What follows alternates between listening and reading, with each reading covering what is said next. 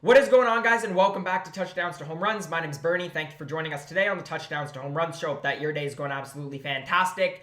And what a game we just witnessed from the Toronto Blue Jays, a 9-8 victory over the Boston Red Sox in the series finale of a 4-game set that we played over the course of this weekend.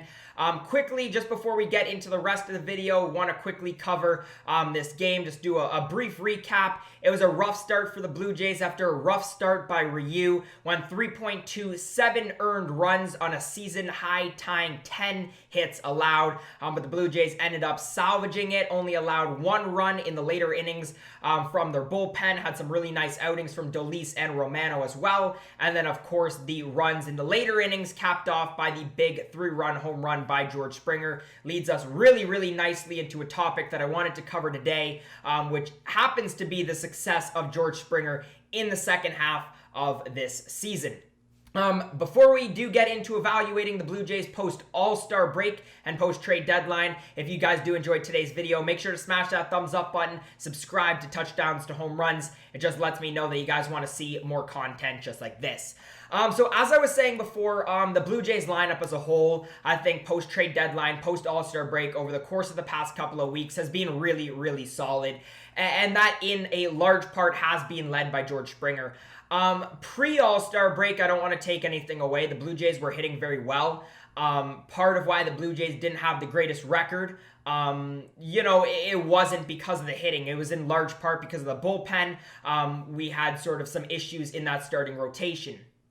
We had, obviously, the great play by Vladimir Guerrero Jr., some good offensive production from guys like Bo Bichette, Teoscar Hernandez, Marcus Semien as well. But I think post-All-Star break, what slotting in a guy like George Springer does, and this is really the first time where he's fully healthy and consistently in this Blue Jays lineup, is it deepens the lineup.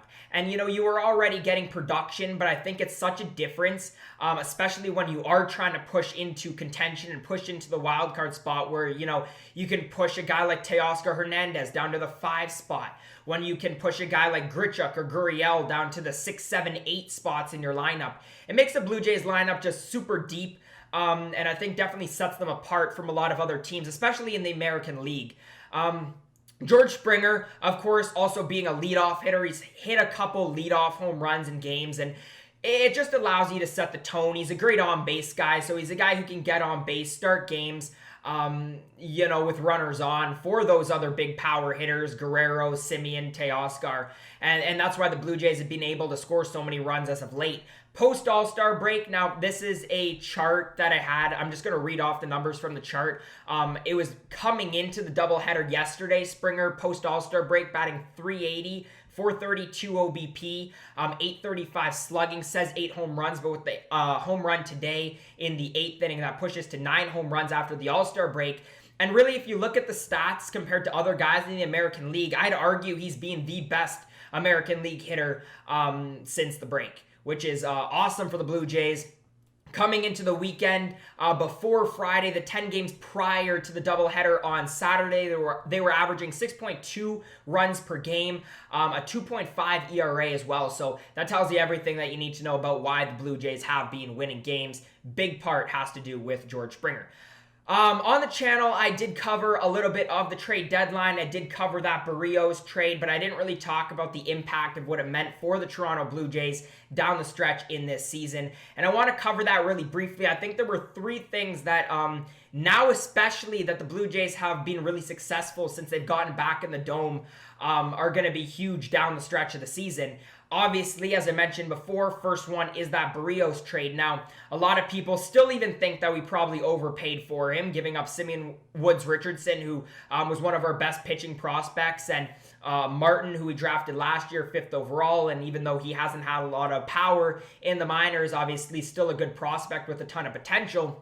But I think when you look at the Blue Jays, who are now making a playoff push, and if they do get into the playoffs, it's most likely going to be in that wild card game. Berrios is definitely a guy who you definitely want on your team, especially with the start that we saw from Ryu today. I mean, over the course of the entire season, he hasn't been that number one guy that we've really come to expect, consistently and, every night that he does start. So potentially, especially looking now, you got Robbie Ray to consider, but Berrios probably is that guy. And since he's gotten in Toronto, he showed why 12 innings of 1-run ball. Did we overpay? Probably. I still like the move, especially because we got him under contract next year. So yeah, really like that move. At the deadline was another big decision that the Blue Jays had to make, which is, do you trade Semien or Robbie Ray? Both contracts who are going to be expiring this year, who have had phenomenal years when you look at what they've done for the Blue Jays, and now going into probably the offseason expecting that the Blue Jays are going to have to pay a lot more money if they do want to bring one or both of these guys back.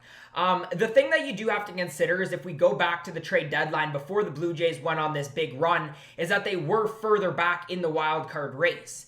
They had to play some fantastic baseball down the stretch in order to get themselves back into the position that we are right now. So a great decision not to trade Semien or Robbie Ray, and I'm actually hoping that they do end up signing both, of course, come the offseason. The other big one was the addition of bullpen arms. Now, Simber doesn't necessarily count as a deadline move, but he was made within the last month or so. Brad Hand, left-handed pitcher, which is going to be huge for matchups, again, from that left side. And Soria, a veteran pitcher on the IL right now, but I expect, again, with Romano in that mix, with Dolis in that mix, really the 6, 7, 8, 9 to be shut down if we have to go into the bullpen. And I think, the rotation, again, with Berrios, how Robbie Ray is pitching like one of the best pitchers in the American League, and hopefully Ryu gets better down the stretch. Manoah's looked really solid. So, again, I think this Blue Jays pitching staff is going in the right direction. I want to talk about the Blue Jays, what they've done since coming home to the Dome. They started off 8-1. They lost yesterday. They're now 9-2, I believe, back at the Dome. And people might think, this isn't really a big deal, but I'm telling you, this is a massive, massive deal. And it's not just a fluke that the Blue Jays are playing well at home. I think, first of all, you got to take into consideration that, yes, they were technically home in Buffalo. They were technically home at Salem Field. But you got to think that the players have homes in Toronto. And you got to believe that they're more settled in now, more relaxed, probably even getting more sleep, to be honest. So I think it's a huge thing. Also, the 15,000 capacity in Rogers Center. I've been there a few times now. I've been to 3 different games.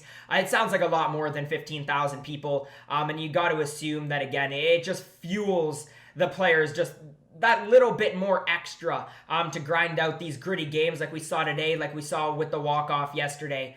And I think that's why the Blue Jays have been so successful. The final thing that I wanted to cover, I think, is one of the bigger questions going forward for the Toronto Blue Jays. And right now, Cavan Biggio is on the IL.